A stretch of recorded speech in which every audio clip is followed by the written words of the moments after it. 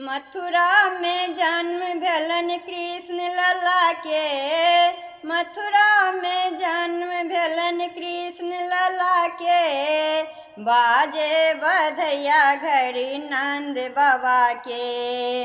बाजे बधैया घरी नंद बाबा के।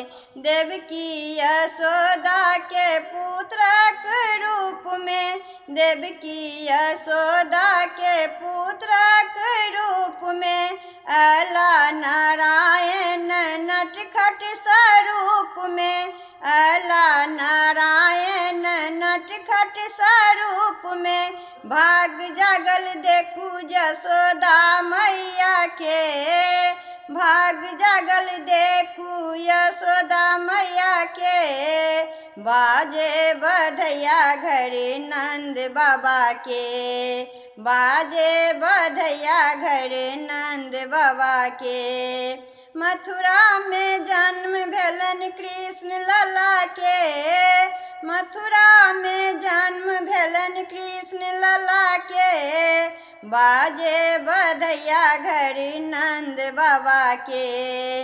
बाजे बधैया घरी नंद बाबा के। भादव के कारी रात बड़ी भारी। भादव के कारी रात बड़ी भारी। अष्टमी पूजन में कृष्ण मुरारी। अष्टमी पूजन में कृष्ण मुरारी। धन्य भेली धरती कन्हैया पबी के। धन्य भेली धरती कन्हैया पबी के। बाजे बधैया घरी नंद बाबा के।